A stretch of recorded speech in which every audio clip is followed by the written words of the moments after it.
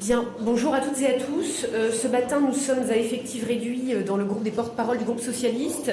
En tout cas, nous en profitons puisque les circonstances étaient assez particulières, notamment dans les votes d'hier à l'Assemblée, pour laisser la parole sur la loi du plomb donc à notre collègue Dominique Potier, et puis j'enchaînerai derrière sur la question de la fin de vie et du vote de cet après-midi.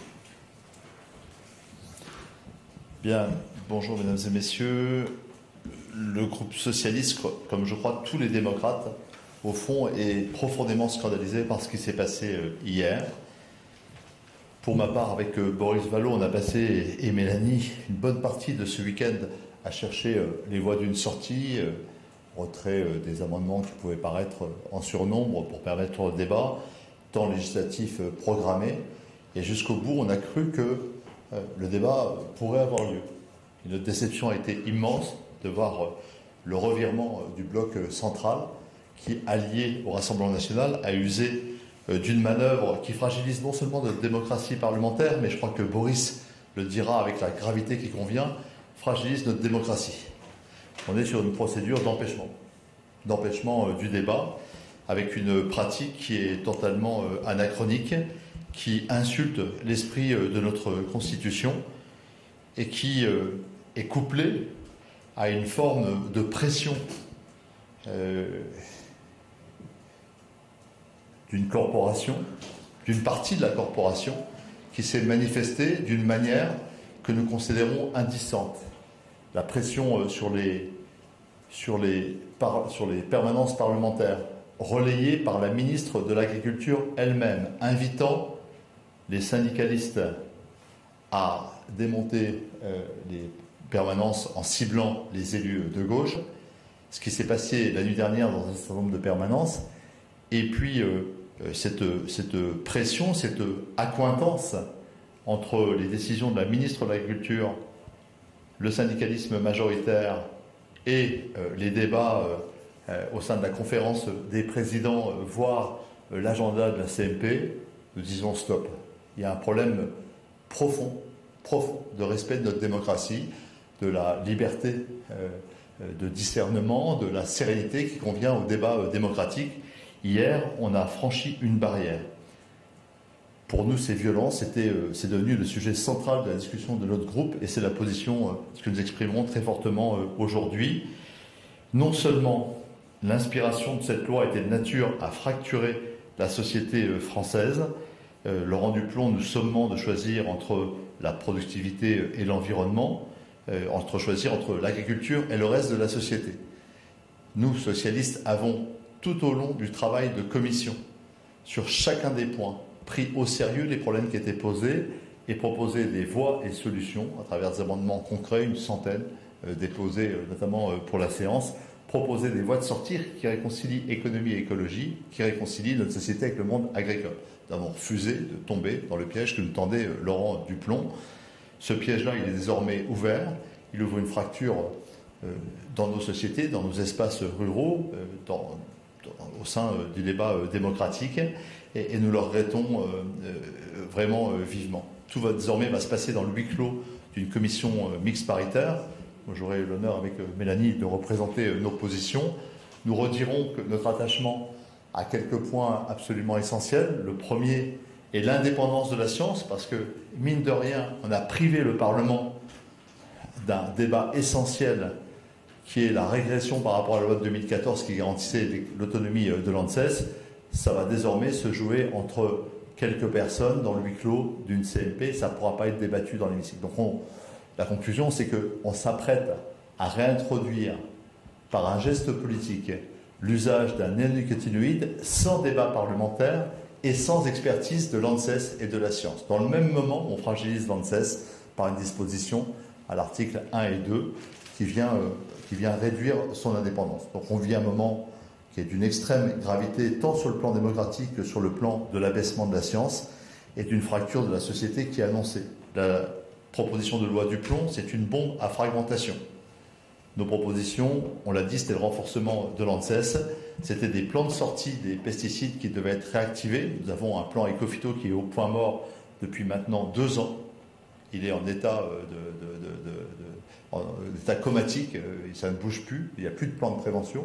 L'agroécologie est un mot qui a été effacé par Laurent Duplon dans la PLOA à 18 occurrences, donc il y a une bataille culturelle qui s'engage. Nous voulions affirmer l'indépendance de la science, un plan de sortie des pesticides, la réaffirmation de l'agroécologie, et nous voulions une démocratie de l'eau qui laisse toute sa place aux usages prioritaires de l'agriculture, mais dans une concertation fondée sur la science et la démocratie locale. Sur les bâtiments d'élevage, nous avions apporté des propositions avec Mélanie Thomas très concrètes, tirées de l'expérience bretonne et lorraine que nous portons pour trouver des voies de compromis et regagner la reconquête de la première gamme en viande blanche sans créer les tensions que va générer cette loi, etc., etc. Je pourrais déployer au contraire. Donc on est le groupe socialiste qui était dans une forme de sobriété en termes d'amendements et de pertinence de propositions qui visaient à réconcilier, encore une fois, les Français, l'agriculture, l'économie et l'écologie, sont privés de débat. Nous allons redire notre colère, ça abîme nos espaces ruraux, ça abîme l'agriculture et ça abîme notre démocratie, alors que tous les vrais sujets agricoles, la régulation du marché foncier, le partage de la valeur, la concurrence déloyale, sont occultés par ce feu follet qu'est la loi Duplon, qui nous éloigne des vrais sujets. Le vide et l'impuissance de l'exécutif laissent la place à toutes les démagogies, à tous les populismes. Notre démocratie, comme l'agroécologie, sont dans un état critique.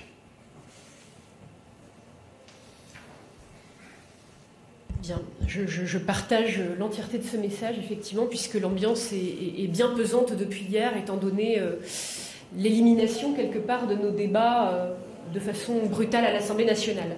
Je voulais dire un mot sur les votes de cet après-midi et vous rappeler que l'ensemble des députés socialistes et apparentés vont voter, s'apprêtent à voter pour la proposition de loi sur les soins palliatifs, et que l'immense majorité de notre groupe votera pour la proposition de loi sur l'aide à mourir.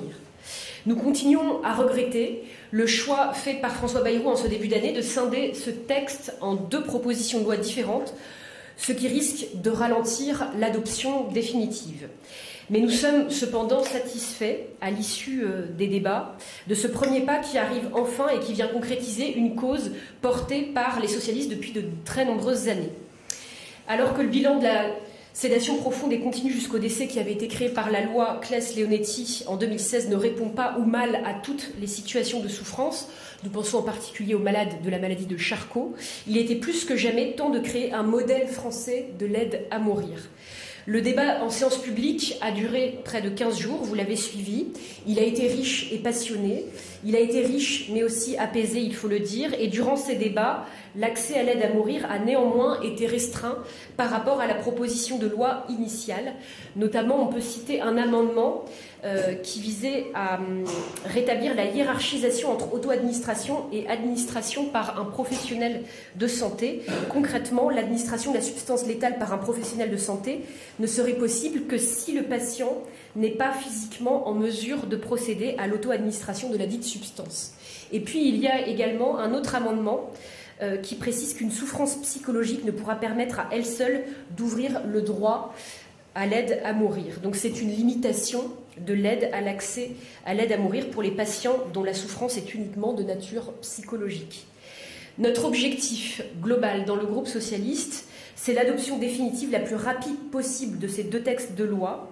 Néanmoins, nous souhaitons que lors de la suite de la procédure parlementaire au Sénat, la proposition de loi sur l'aide à mourir puisse être modifiée afin de maintenir l'équilibre de ce texte initial et qu'il puisse ainsi rassembler une large majorité de parlementaires. Je vous remercie. Oui, vous avez des questions. Est-ce que vous pouvez revenir sur ce que vous avez dit, ou peut-être M. Potier, sur les dégradations d'hier, de cette nuit? J'ai vu qu'il y avait eu des choses en Gironde. Est-ce que vous avez entendu parler d'autres dégradations? Oui, alors mon collègue Potier va vous dire un mot sur les dégradations. En tout cas, pour ma part, je peux déjà revenir sur un mot inquiétant que nous avons découvert dans la presse ce matin, celui de la ministre de l'Agriculture qui en appelle à cibler les élus de gauche. Nous souhaitons, auprès de la représentation nationale, que la ministre de l'Agriculture puisse s'expliquer sur ces mots. Est-ce qu'elle cautionne aujourd'hui la violence auprès des élus, qu'ils soient parlementaires ou élus dans nos territoires? Est-ce qu'elle légitime la violence ou est-ce qu'elle considère aujourd'hui que le passage en force du texte de loi qui a été rejeté hier, c'est la voie courante désormais pour l'examen des textes parlementaires. En tout cas, je pense que là, il y a entretien d'une confusion forte et aussi entretien d'un message dangereux à l'égard des élus dans les territoires. Et nous considérons que c'est parfaitement inacceptable. Donc nous souhaitons, de la part de la ministre de l'Agriculture, un éclaircissement clair et précis sur ce qu'elle a dit hier sur le terrain. Complément, je n'ai pas de détails sur le nombre de permanences et l'état des dégradations. Est-ce que c'est une bâche, est-ce que c'est du fumier, est-ce que de la violence? Ça, je ne peux pas dire. J'ai entendu qu'il y avait encore eu cette nuit, alors que la victoire était acquise pour les partisans de la loi. Ça devient une sorte obsessionnelle, quoi. Bon. Donc, je veux dire, menacer des permanences, les biens physiques, faire une pression, y compris physique, c'est absolument inacceptable. Ça suffit. Voilà. C'est simplement, on dit, on arrête, quoi. Il faut que la présidente de l'Assemblée, il faut que l'exécutif soit très clair sur cette limite qui ne doit pas être franchie. 2, cette pratique de l'empêchement fait par la majorité, si elle devenait la règle, que ça soit une fois, c'est déjà énorme, mais si jamais ça devenait une habitude et qu'on en prenne le penchant, ça deviendrait une atteinte fondamentale à la démocratie tout court. Et puis, il y a eu ce geste, non seulement d'Annie Genevard, mais du ministre de l'Intérieur, allant au-devant, Bruno Retailleau, allant au-devant des agriculteurs pour célébrer leur manifestation au même moment où leur pression crée les conditions de l'empêchement du débat. Et là, nous avons un moment, je le dis avec force, c'est un moment de bascule. Quand le ministre de l'Intérieur va soutenir des manifestants qui, par leur puissance, font pression sur des parlementaires, nous sommes dans un moment de bascule. Je ne sais pas comment le dire plus fortement, quoi. Quand le ministre de l'Intérieur va soutenir des manifestants qui font pression sur la liberté du Parlement, ça évoque des moments de notre histoire qui sont des moments tragiques où la démocratie a été menacée. Donc là, ça a beau être sous des formes plus policées, nous sommes sur des mécanismes qui relèvent de systèmes arbitraires qui s'éloignent des principes mêmes de notre démocratie. Personne n'est plus à sa place, ni le Parlement dans sa souveraineté, ni le ministre intérieur dans le recul qu'il devrait avoir par rapport à l'ordre public et à la protection de notre démocratie.